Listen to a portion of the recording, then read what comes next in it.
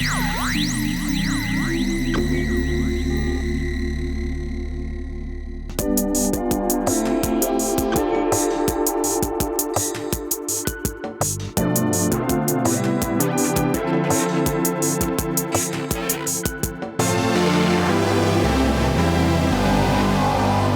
to the Compact Podcast. Today we'll discuss the Democratic National Convention and Tim Walz's speech, and we'll discuss the news that RFK Jr. is preparing to drop out of the presidential race. I'm joined by Sohrab, Ahmari, and Geoff Shullenberger, and I'm Matthew Schmitz. But first off, Sohrab, you're beaming in from abroad. Is that right? Can you disclose where you Yes. are now to our listeners? Yes, I'm in deep rural Mexico, somewhere in Mexico State, within Mexico. But other than that, it's the closest thing is like a tiny village of 50 people, I would guess. It's incredibly verdant and beautiful. It's actually quite cold. I I imagined a kind of Hamptons weather or even hotter, like tropical weather. That's the kind of clothes that I brought, but it's actually quite cold because it's 7,500 feet in the mountains. Okay, Um, altitude, yeah.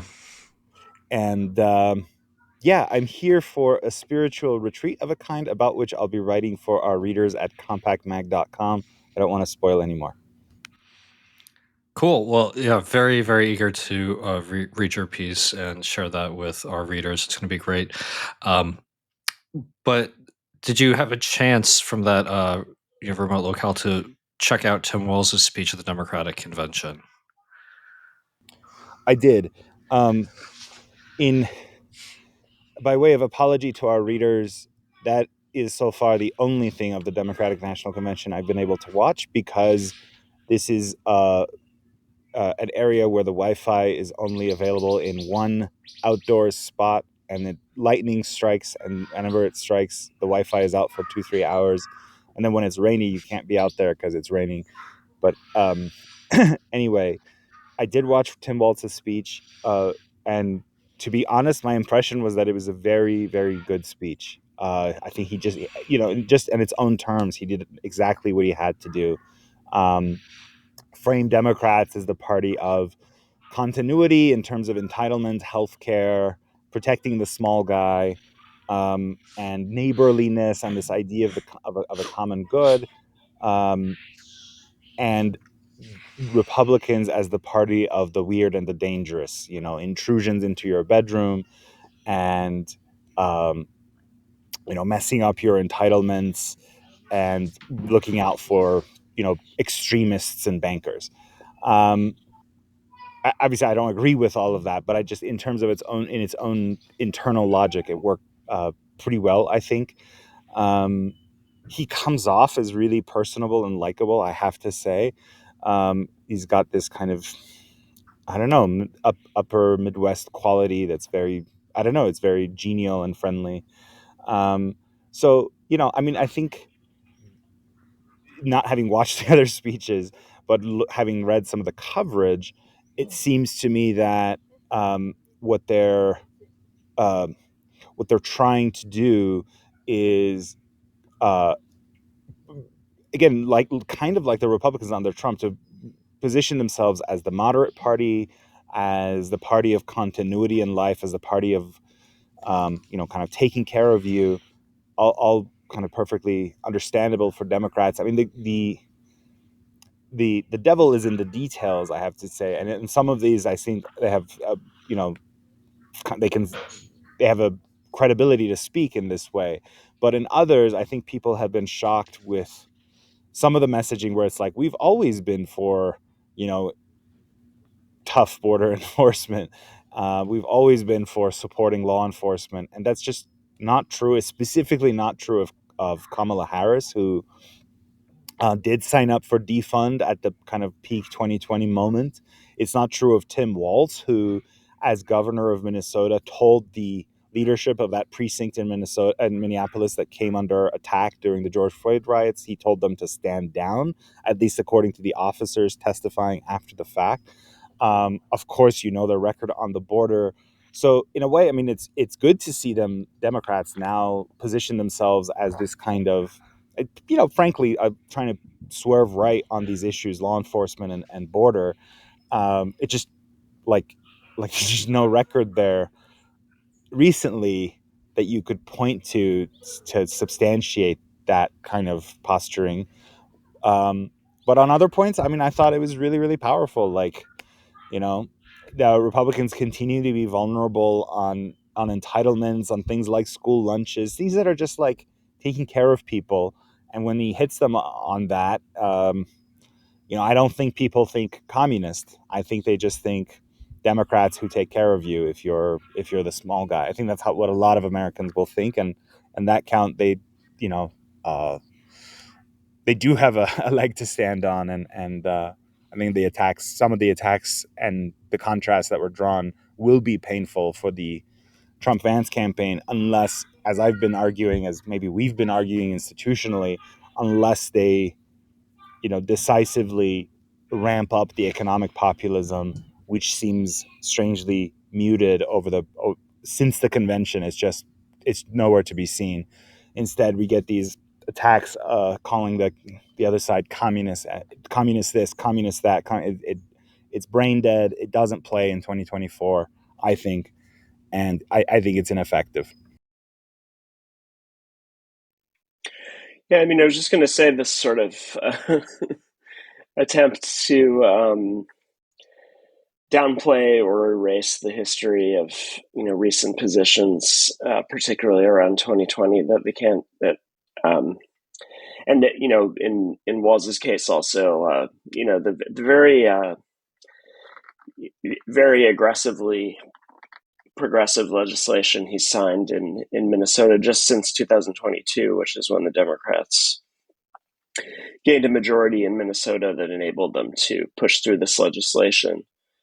I mean, in some sense, I think there is a certain weird truth to it in that you have to remember kind of how recently the Democrats were still kind of trying to play to the middle on a lot of these issues.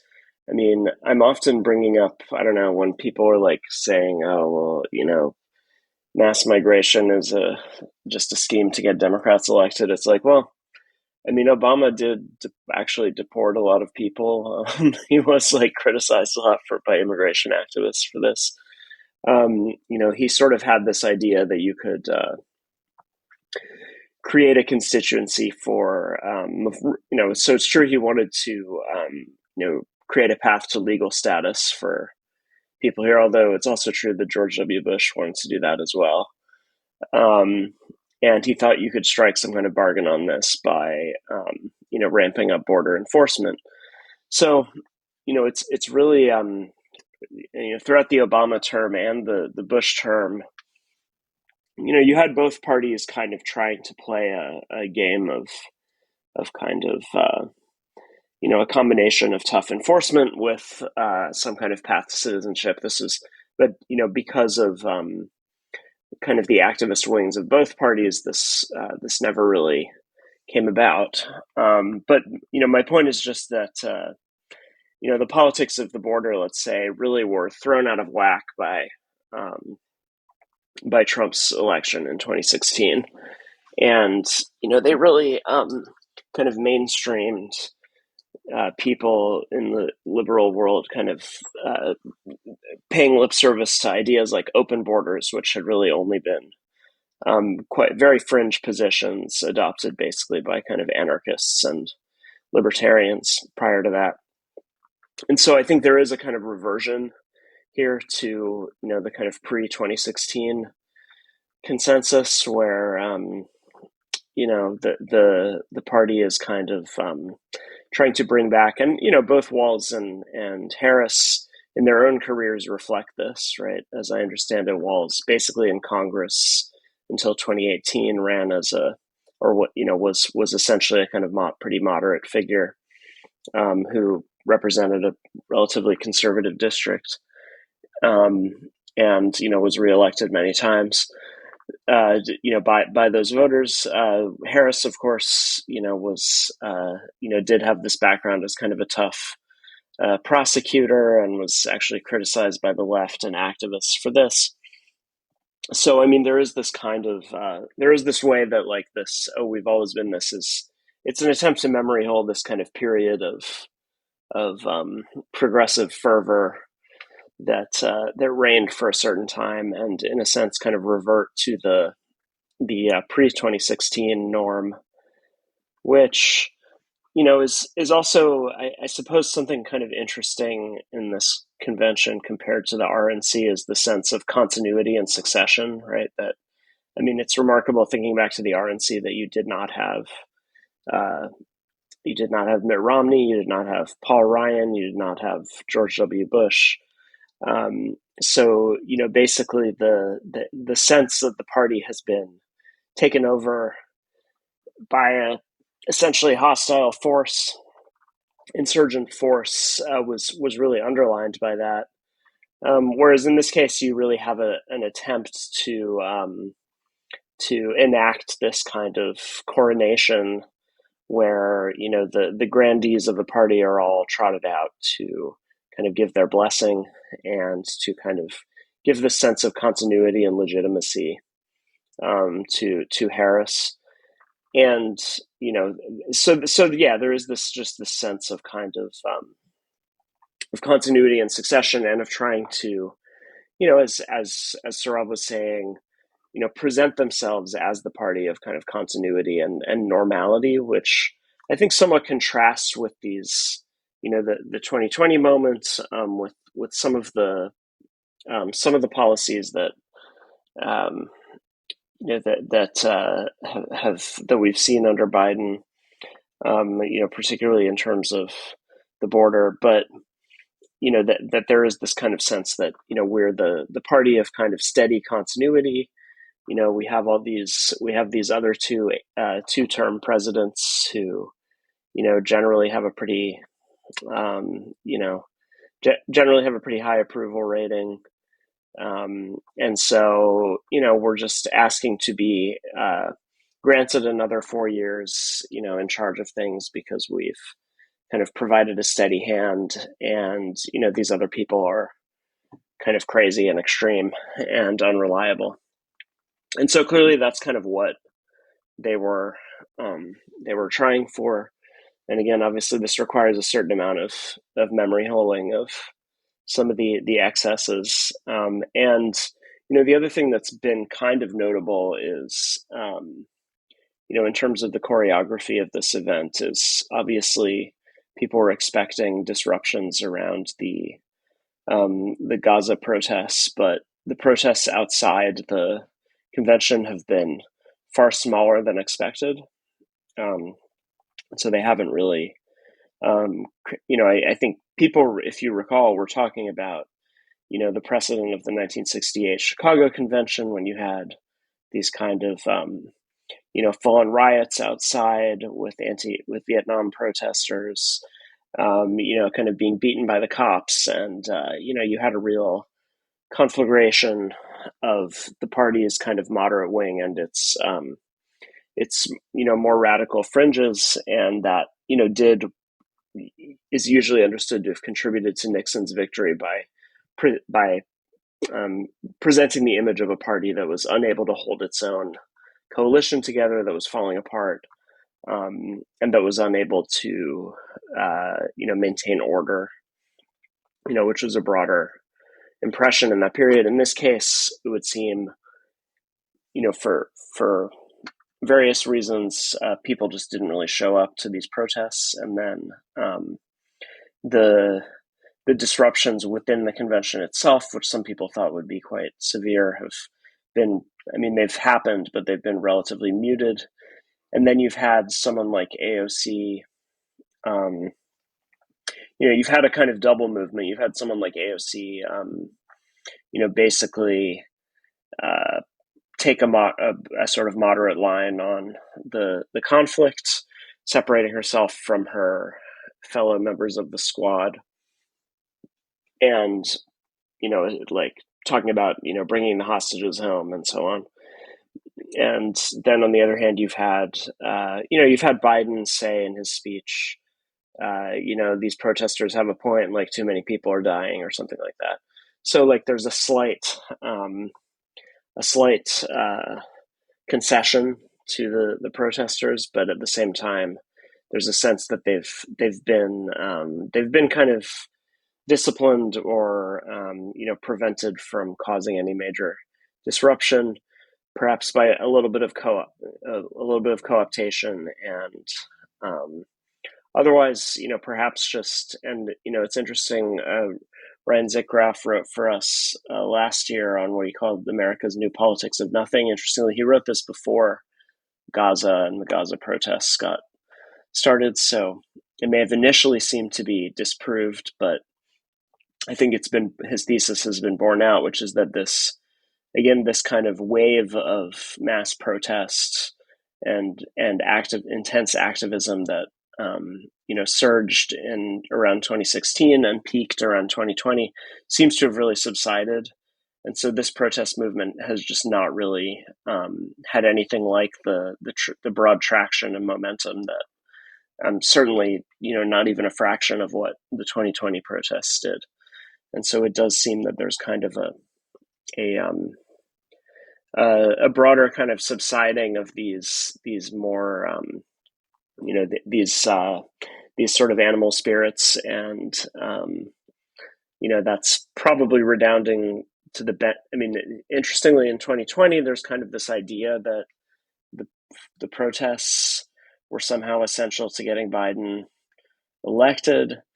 I think that's a little unclear, or more unclear than it's sometimes presented, because there's certainly a possibility. I mean, I think that Trump's overperformance in some respects that year, given various factors, was probably a backlash against the sense of public disorder that Democrats, including someone like Tim Walz, had presided over. But nonetheless, it would seem that in 2020, in various ways, the protest movement did kind of propel the Biden victory. I think this year it would seem that the subsiding of the protest movement is redounding to the benefit of the Democrats, because it is allowing them to present this unified front and this sense of stability and continuity that they're trying to project. Just quickly, just how crazy the 2020 party was, because the question now is how effective will the memory holding be? Because I do think there is a subset of voters. I don't know. As I wrote for Compact, I call them Pennsylvania's "I'm not weird" voters, and really I talked to the relatives of my our friend and contributor Matt Gazda, but I think they were very telling, and I've run across other iterations of the kind who were like, no, I went through some crazy stuff at your hands that year. I couldn't go to lunch at my favorite diner without having to show a biometric card showing I was vaccinated. I was forced to be masked. Couldn't go to my funeral of my relatives, but then you guys said it's okay to there is a subset of voters who remembers that. And they have to make a kind of judgment call. A lot of them are Obama to Trump voters, so they're not like committed Republicans. They don't even like the generic Republican Party, but they're mad about certain things, especially with the Democrats. And so it's like, will they continue to emphasize those things, or are they ready to move on because that was 4 years ago? It's a legitimate question for these kind of independent or undecided or kind of strange Obama to Trump voters. Yeah, so much has changed in the country since the late 60s. The population as a whole is so much older. I think that is one factor in us not seeing anything like the kind of protests and violence you saw then. More broadly, I would just say that violence in 2020 was, as you all mentioned, endorsed and supported in various ways by the elites of the Democratic Party. Not only by elites of that party, there were symbolic concessions to it coming from prominent Republicans as well. may not be remembered now, but you had Mitt Romney marching in a kind of BLM demonstration in Washington D.C. wearing his Brooks Brothers shirt, and you had, of course, Kamala Harris endorsing bail funds, people endorsing the rhetorical goals of the rioters, and nothing like that kind of permission structure exists today for protesting against the Democratic Party. So there is a degree of coordination, not formal, but in terms of just, I think, the working out of a kind of coalitional politics on the side of the Democratic Party that strongly militates against any kind of intense protest.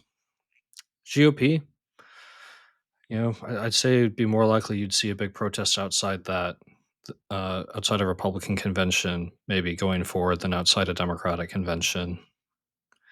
Just because that party doesn't seem to be as effective at managing its fringes. And things seem to have changed in that way. There's been a certain reversal.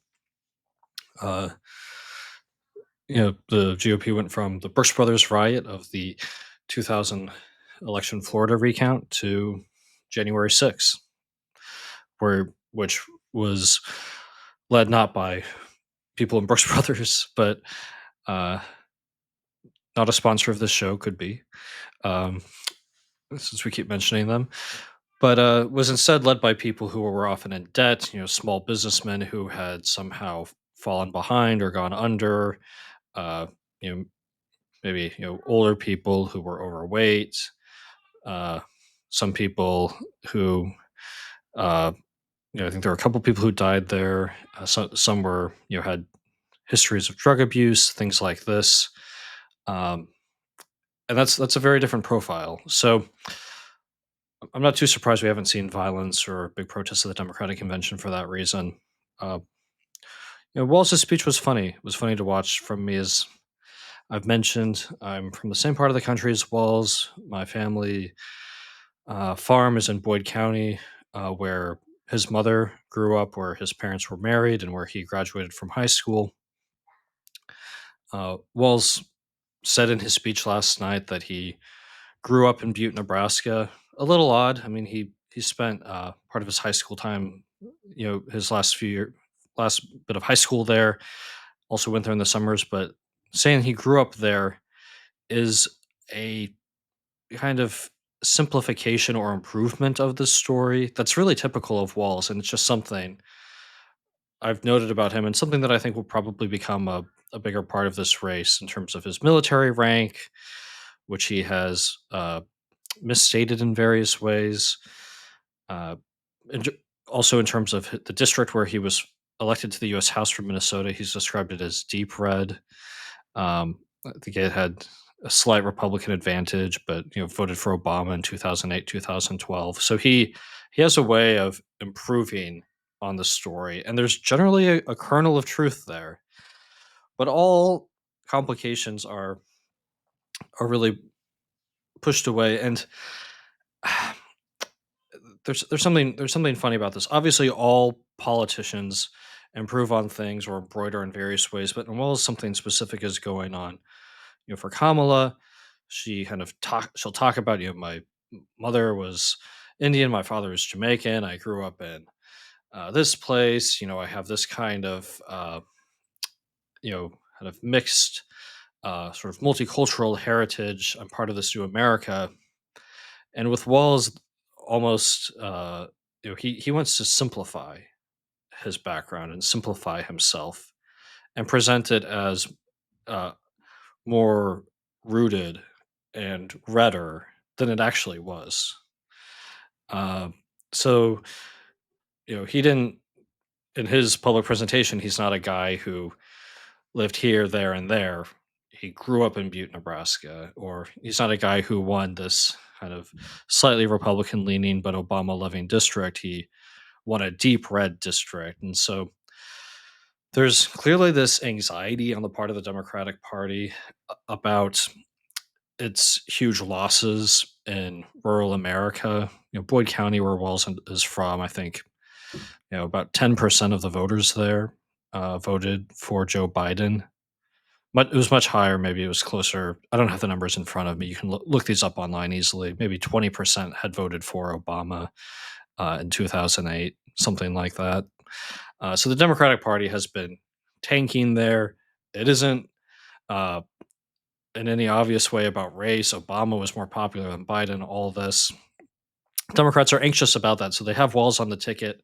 They have people at their convention wearing these camo caps. And Walz, who is genuinely from rural America, is somehow trying to make himself more kind of rural and rooted and authentically all American than he actually is, which is, if he's honestly about as kind of deep rural America as it gets. Okay, look, if you graduated from Butte High, you are a rural American. I'm not questioning that, but he has this bizarre desire to overstate it. He has to overegg the pudding, and Democrats should just maybe calm down. Democrats in general, and Walz in specific, just calm down and realize, just because you're from rural America doesn't mean you're ultimately rooted or 110% authentic. It doesn't have to be this uh, story of the kind of country mouse, city mouse. It doesn't have to be that perfect and tidy. And he really does keep tidying it up in this way that's a little strange. I watched some other parts of the convention. Caught Pete Buttigieg, caught Oprah. Once I had the kids in bed, then I could tune in. Luckily, everything was running late, so I caught a bunch. But you know, Oprah's presence is important. The Democratic Party, uh, reflecting the broader American culture, uh, is very therapeutic. I think it's actually much more effective at appealing to the therapeutic currents in American culture than the Republican Party is, and this is just a strength it has. I'm skeptical of that therapeutic language and want to critique it, but the Democratic Party is very good at it, about talking about acceptance and people being able to be who they really are, and us all being considerate and kind to each other. And Oprah hit those themes really well. Uh, Something that Buttigieg repeated them too, talking about his own experience as a gay kid growing up in Indiana. One thing that struck me about the speeches was the accent on freedom. The Democrats are now, under Kamala Harris, the party of freedom. It sounded like a GOP convention from 10 years ago. Freedom this, freedom that. But whereas for the GOP of yore, freedom was tied to a certain foreign policy agenda and uh, flag waving, spreading freedom abroad through the extension of American military might. For the Democratic Party, the rhetoric of freedom is a way of arraying a whole set of issues around reproductive rights and the legal protection of abortion. So, if you listen to Oprah, listen to Buttigieg, with Walz, this was more muted. But some of these other speakers, abortion becomes the god freedom of all other freedoms. It's the kind of cornerstone of American liberty, uh, and the conception of the modern Democratic Party. I'm pro-life. Have the eccentric view that unborn humans are humans, and it's sobering to hear a great and once very noble party speak in those terms. I wrote a couple weeks ago about Bob Casey, the former Democratic governor of Pennsylvania, who was a big fan of Hubert Humphrey, a pro-life Democrat, uh, fan of Gene McCarthy, all these figures, and really saw the protection of the unborn as part of the Democratic Party's commitment to the vulnerable. So it's unfortunate to see that, and of course, the GOP has been backing away from the abortion issue as quickly as it can. I guess everyone can read the polls. Yeah, I mean, the freedom discourse is striking. I think it's clearly, you're right that, abortion, I mean, for partly obvious reasons because of its seeming advantage for the Democrats obviously offers the kind of, becomes the kind of lodestar. It is interesting to see them keep bringing up IVF, because I think that that's another element of this, that they really want to push the idea, and it seems pretty clear that certainly Trump has sort of very aggressively moved to marginalize. Basically his attitude to the pro-life faction seems to be, well, I gave you Dobbs, and now just shut up and get in line. And so he, when there was this, was it in Alabama, I believe, that there was this decision to the Supreme Court decision that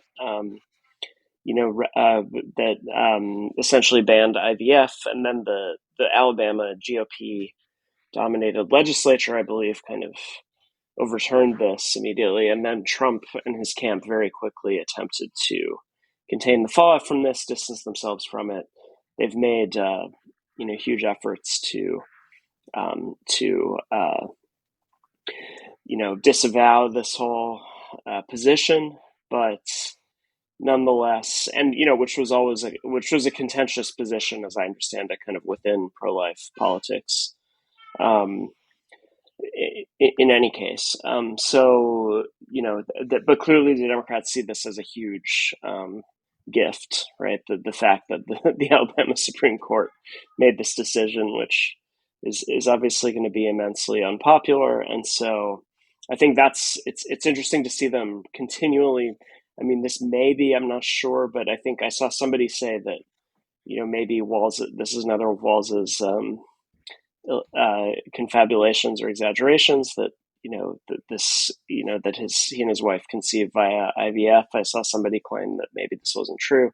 I think Michelle Obama also referred to having conceived via IVF. So clearly they see this as another, and in fact, I think they're kind of, that they're leading with it in part because it's a bit more neutral than, obviously they are explicitly bringing abortion into it, but this is kind of an even more neutral ground on which to push this idea that they're the party of freedom, which is essentially coded as, or code for reproductive freedom, sexual freedom, and this is also tied to Walls's background as a gay rights, as sort of having advocated for gay rights as a high school teacher in Minnesota, and so on.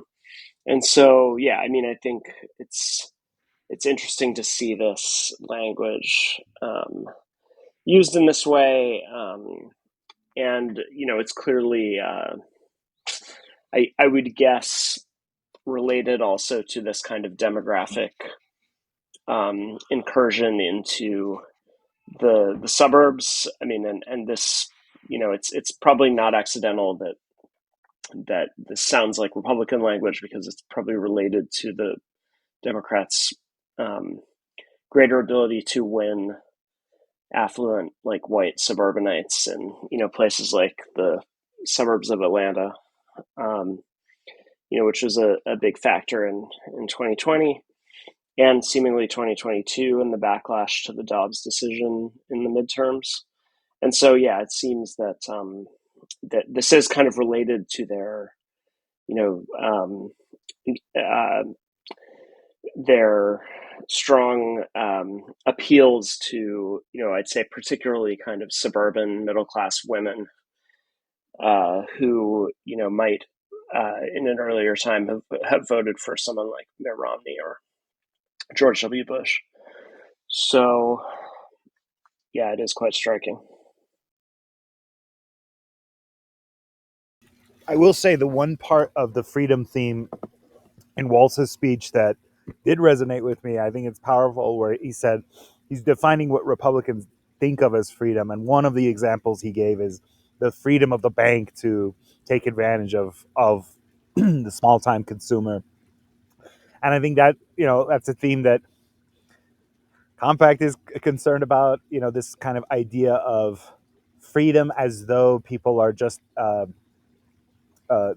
as though we're all like have relatively equal power and bargaining power, and therefore, if you just leave us free, competition will ensure that banks can't coerce consumers, that employers can't coerce workers, that big tech companies can't coerce their users, and so on. And that's a thing that's an issue that some Republicans are coming around to beginning to understand this kind of the way in which actually existing power disparities and class disparities contour how free or unfree people are in the actually existing economy, but not enough. And I don't know, I'm just not hearing those kinds of themes. I've tweeted about this, written about this. The thing that you did hear them in 2016, I did not hallucinate them. In fact, I heard them so much that from Trump that I was then as an editorial writer at the Journal, we were all horrified by the stuff he was saying. Not so much anymore. I will say, I've heard complaints from the Trump campaign.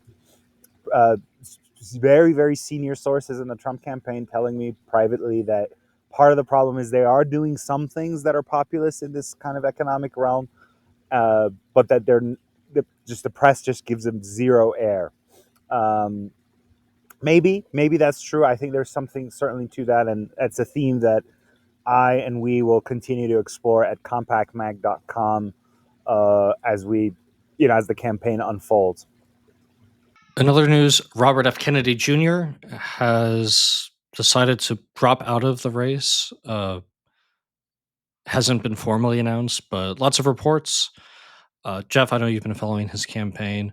Is he going to uh, join Kamala Mania? Get coconut pilled? Is he uh, going to become a Magadonian? What's his plan? Yeah, it seems that he will endorse Trump, and that he is angling for some sort of position in a future Trump administration.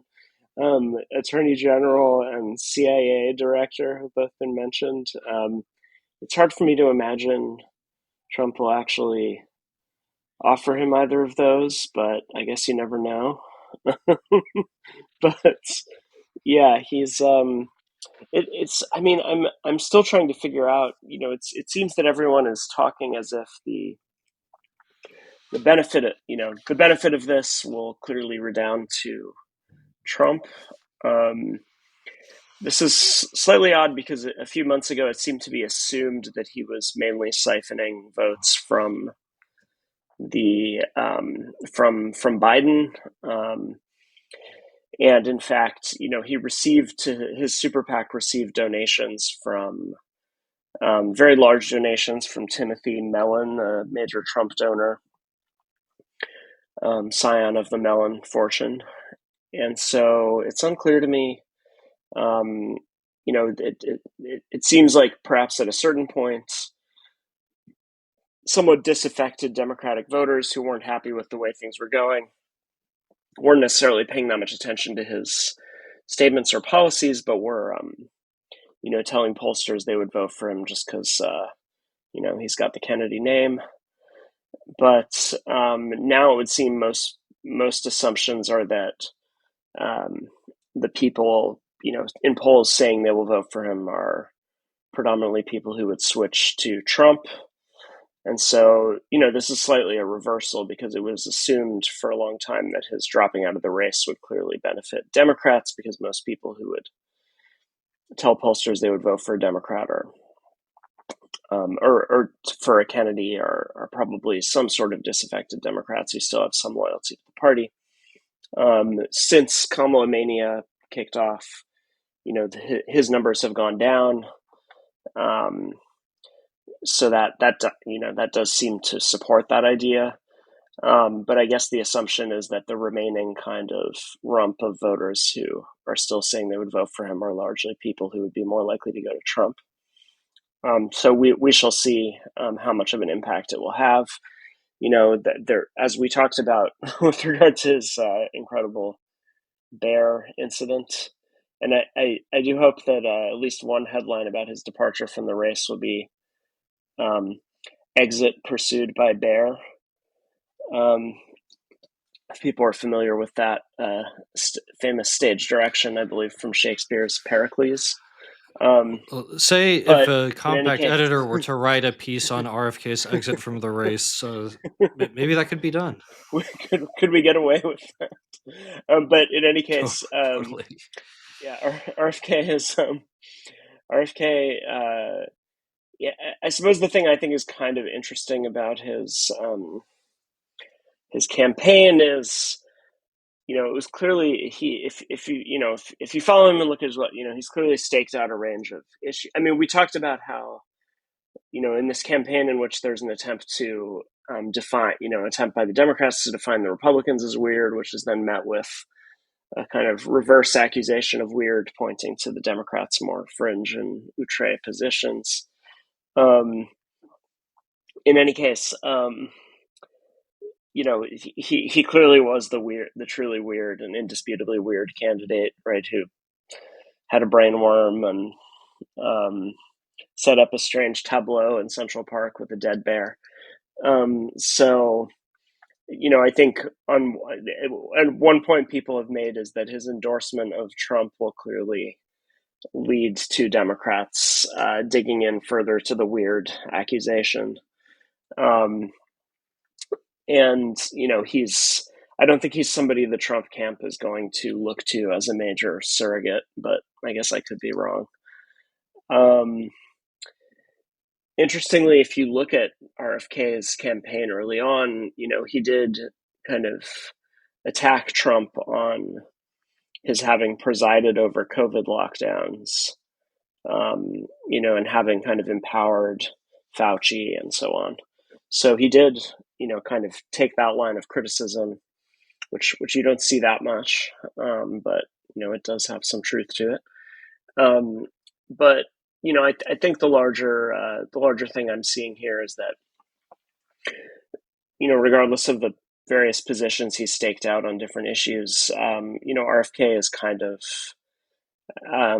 he's a very online candidate. He kind of channels some of these kind of online tendencies. One that's kind of interesting in relation to stuff we've covered and written about is like, he made a big deal about sort of health and wellness and so on, in a way that might have once been of a piece with his sort of being a liberal environmentalist, but actually kind of plugged him into the online right and these kind of the kind of bodybuilding and raw egg slonking and all that kind of stuff. And in fact, I think he did get some major boosts from like figures in the online right because of his concerns about whatever microplastics in food and things like that. At the same time, he clearly kind of channeled this this kind of COVID anti-authoritarianism, which had a certain amount of, and it's notable the extent to which he was really just kind of a liberal environmentalist in good standing until relatively recently. He could easily have become a senator from New York at a certain point, I think. Although he did have a lot of baggage in terms of his personal past, but nonetheless, he probably could have pulled it off, like just become a Democratic senator. But in any case, he so his vaccine position was clearly what kind of gradually put a wedge between him and mainstream liberalism.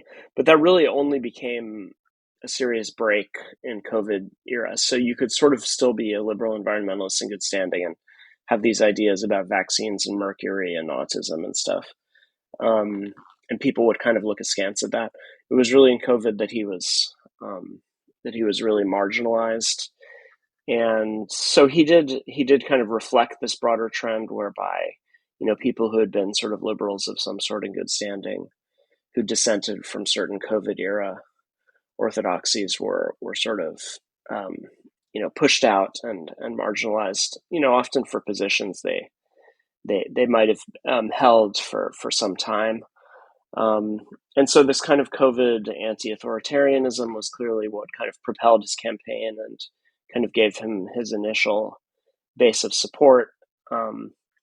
But, it seems to me that whatever that kind of tendency has largely faded and kind of died out because it's just the memory of COVID, which, Sohrab brought up earlier, of these kind of draconian measures that existed for a while, really just kind of faded from politics and public memory after 2022 in a pretty dramatic fashion. And, what remains of it is sort of that it's kind of just, I'd say much of it has just kind of drifted into a much more standard kind of Republican anti-authoritarianism of a certain sort, which you see in, Trump's attempting to frame Harris as a communist, and this kind of to the extent that it's still around, it's just kind of blended back into this sort of zombie 20th century sort of anti-totalitarian discourse that is, still forms part of Republican messaging against the Democrats, warning of, totalitarianism and communist rule just around the corner. So it's kind of just become part of this like neo-Bircherite sort of messaging, which is, and it just seems that whatever this kind of distinct strain of politics that emerged in response to the genuinely authoritarian, policies of that era has largely faded into total insignificance and just doesn't have much traction beyond a persistent online faction. And even that online faction is, I'd say, mostly not talking about, public health measures anymore, but just talking about Kamala being communist at this point. So whatever he represented has pretty much died out, I think. Just very quickly, though, the kind of anti-totalitarian theme also persists on the center left. And it's the kind of democracy is doomed, right-wing authoritarians everywhere whenever a populist wins elections. Which brings me my last thought. Sorry, I know before the show I told the guys because I'm at this retreat I can't speak much, and then I ended up monopolizing the conversation somehow. But those themes were not prominent, at least in Waltz's speech. You didn't hear like defend democracy, and that was going to be Biden's theme, right? Tom Donilon is a top Biden like lawyer strategist. Told the New Yorker when Biden was still a going concern that they're going to make this election a referendum on democracy, which is the stupidest kind of thing because the election itself is democracy, right? I think Harris Waltz is stepping away from the defend democracy stuff to some degree, and it's remarkable. Very quickly, I'm curious, whom do you guys, like quick round, whom do you guys think RFK's dropping out will help more? I think that's going to help Trump more. I think it'll slightly help him, in the realm of like 1%, maybe. And I would just say, about Biden. I mean, it's interesting. Biden did rehearse those themes in his speech, but of course, his speech was pushed far past prime time, so they kind of marginalized it that way. But Biden himself did kind of introduce that theme. But I think you're right; it's been ultimately relatively minor in the scheme of the convention. Yeah, I suppose the dropout with the Trump endorsement ought to help Trump. But I think Kamala's entry into the race scrambled that a bit. When you had Trump, RFK, and Biden, they were all different forms of boomer nostalgia candidates. So with that, thanks, Sohrab. Thank you, Geoff. And thank you, listeners. As always, go to compactmag.com/subscribe.